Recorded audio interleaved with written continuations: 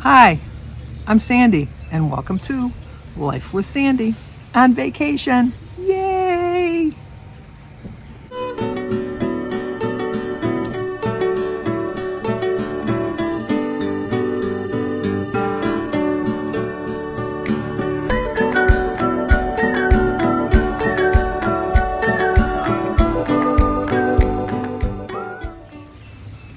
Well, good morning. Oh, it's a beautiful morning.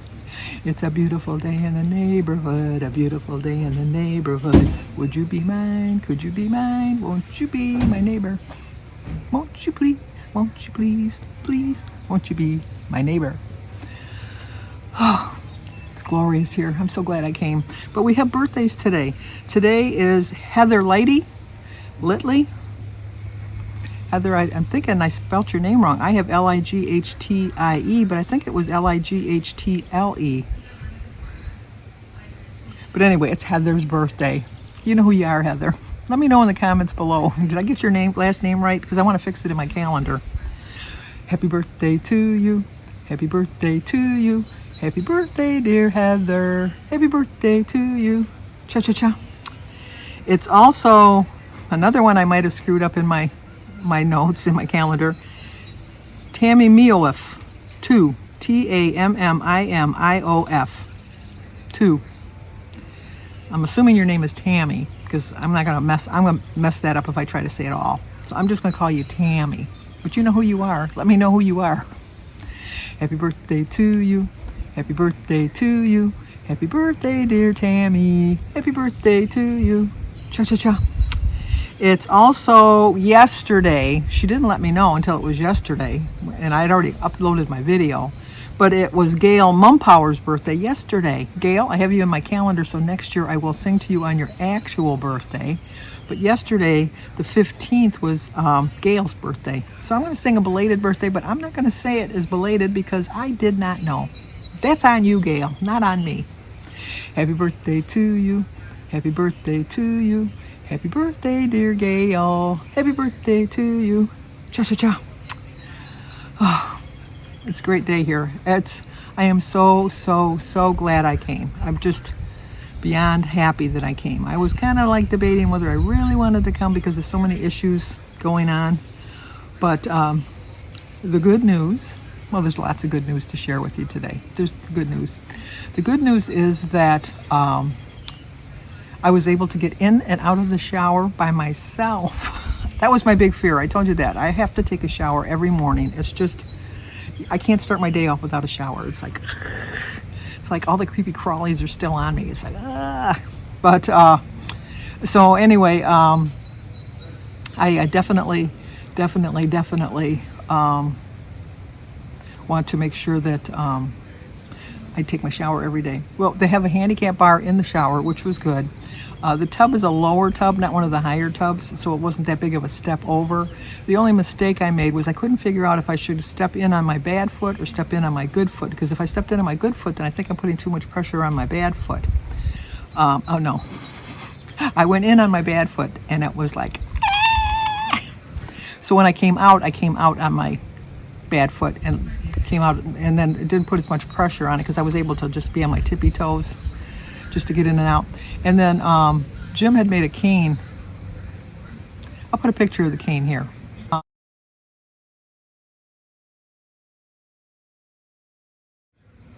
He was at his great uncle's in Kentucky, and he had this piece of limb, not even a piece of wood, but like a tree limb holding his barn door open, like just not the whole barn door, but like to get in and out the little barn door.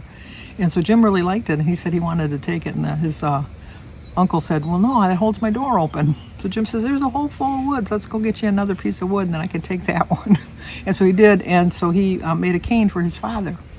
And so that's what I used to get in and out of the shower. I used no, I didn't use it going in. I should have used it going in. I used it going out, so which might have helped with maybe it wasn't so much just stepping on the one foot, but so when I came out of the shower, I held onto the shower bar, and then I held onto the cane and then stepped out. So I was able to take my shower all by myself, to the glee of everybody here. Nobody wants to see this body naked. Nobody, not even me. So I can't blame them for that. So that's the first piece of good news. The second piece of good news was when I went to the foot doctor yesterday. He did relook at the x-rays, and I don't have any kind of a hairline fracture or anything. But then he did an ultrasound of my foot, and he showed me while he was doing it. And kind of like, not that I'm a doctor, although I play one on TV, but I could see the difference between the way the ligament, like the plantar, is between the bone and the actual ligament. And then he measured on the ultrasound, he measured it so we could go from the progress of it. He measured it's supposed to be 4 millimeters between the ligament and the bone, and I'm at an 8. And so I thought, oh, that doesn't sound good. I mean, it's not that much, I know, but it's enough. And he says, no, judging by the x-rays, I would say that last week you were at a 12. He says, but I don't know because we didn't do an ultrasound. He says, but then he showed me, like in doctor talk, all of that stuff. And so he says, no, you're well on your way to recovery. You really are. So he says, well, I want to give you another shot. And I go, oh, I can't take another cortisone shot. I said, that thing, I felt like it was shot out the top of my head. I thought you were going to have to peel me off of the ceiling.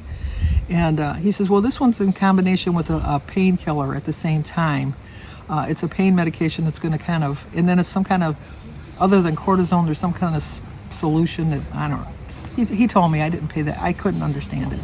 But he says it's going to cushion between the ligament and the bone. And so I said, okay. And so I braced myself.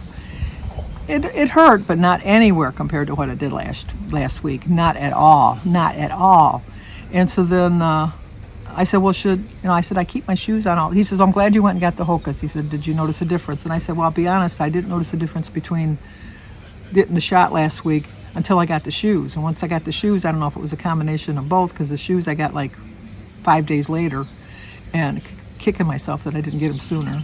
But he said, well, that probably would make the difference between the two things. He says, but this one, I think you'll notice immediate relief. And I go, oh, okay. I said, well, I wear my shoes all day. Now, is there such a thing as wearing a shoe too much?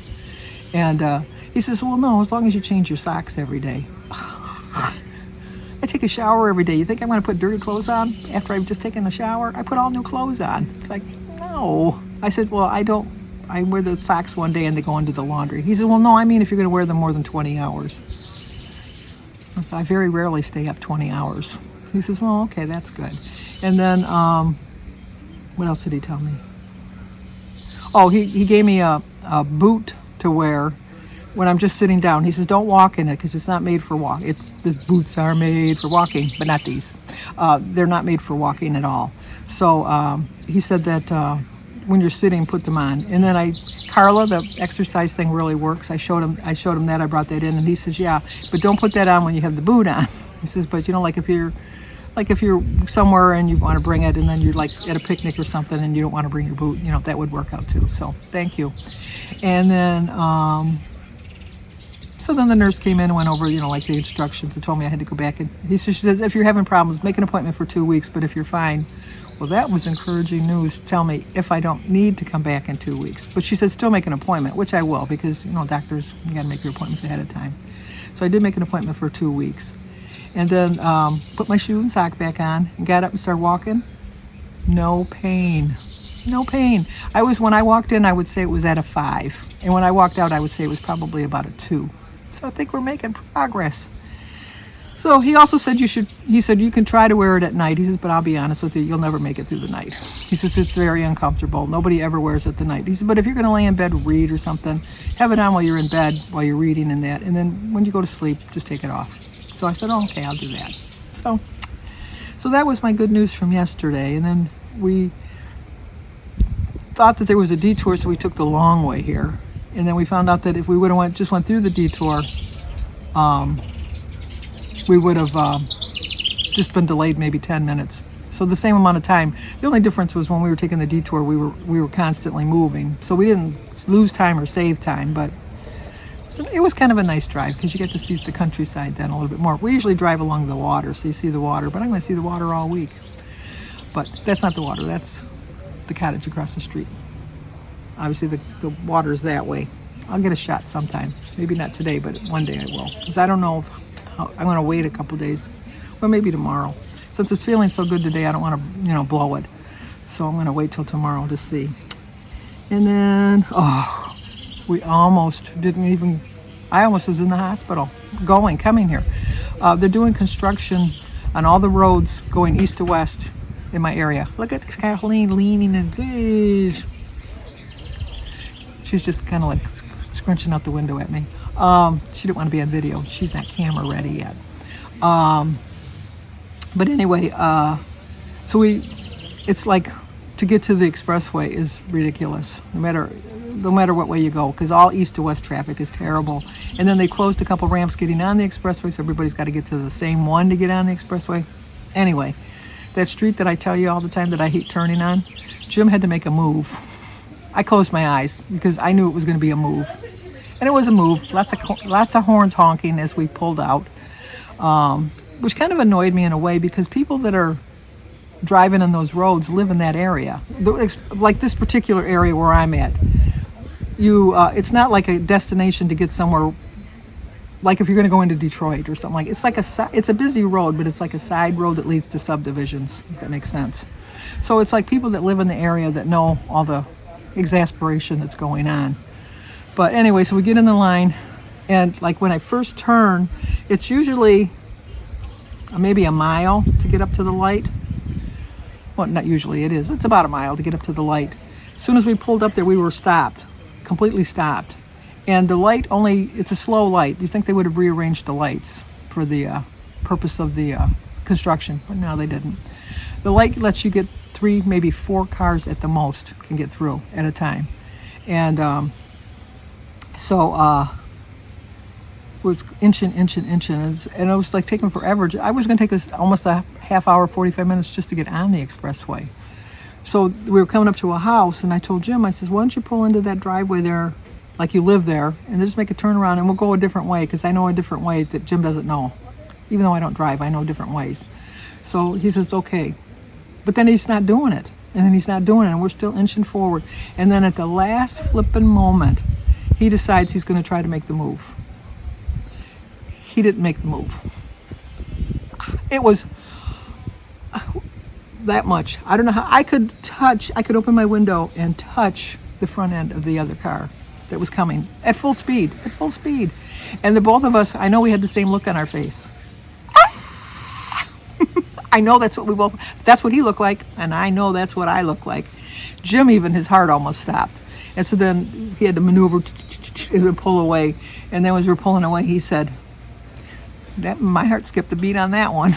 I said, well, I would have got the brunt of it, and with my foot and everything, I couldn't have handled that. It was awful. But then the rest of the drive was uneventful. But that was awful. And then when I got to the cottage, another big surprise. I got a present. Life with Sandy. It was the clocks. Look at that. They know me so well. Jen, you know me so well. And then also a shirt. It says, I forget what it says.